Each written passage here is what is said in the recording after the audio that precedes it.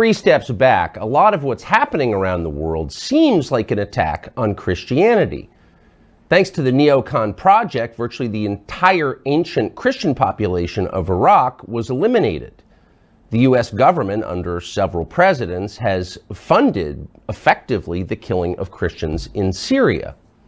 And this continues throughout the Middle East and in Eastern Europe. In Ukraine, the most obvious example.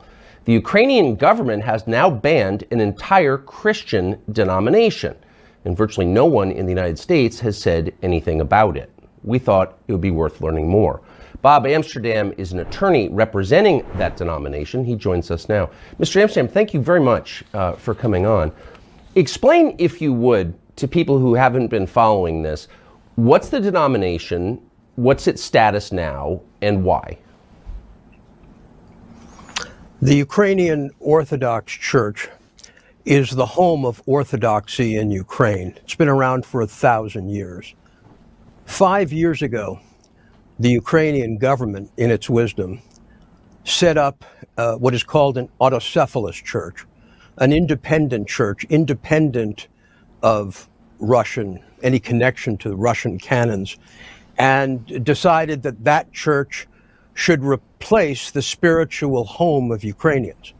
That church, called the OCU, has been engaged in an absolutely vicious, unlimited campaign to steal property, harass, intimidate, and jail clerics, force conscription on believers, act in a manner that is almost unbelievable in a civilized society. And they'll use the excuse that this church, which, by the way, completely separated from Moscow in May of last year, is somehow connected to the Russian FSB. But based on the testimonies I've reviewed, there seems to be little substance to this allegation. And in fact, there are other institutions in Ukraine, like the secret police, who have been far more infiltrated by Russia than this particular church. Yet there is a reason for it, and it's a sad reason.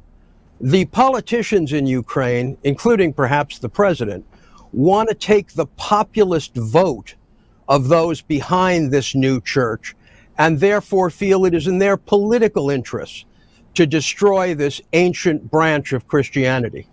And I absolutely can tell you that the damage that has been visited on the leadership of this church, including 5-year jail sentences for 75-year-old clerics, just astound you that in the 21st century, a country that wants to join the EU would ban a religion, let alone an ancient Christian form of that religion. And moreover, a country whose functions of government and national defense are effectively solely funded by the United States taxpayer. So I think Americans have an interest in this.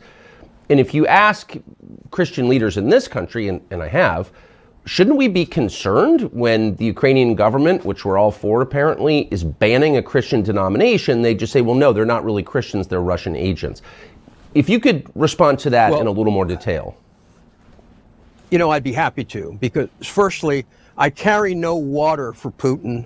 I'm banned from Russia. I defended one of Putin's biggest enemies. And it is very hard for this particular branch to obtain counsel because people are so afraid of being connected to Russia. We have mobilized so much hate and animosity towards Russia that it is completely obscene. And there is a huge PR ban on saying anything that is critical of the Ukrainian government or President Zelensky. And as a result of that, we fail to understand the context of internal Ukrainian affairs. And the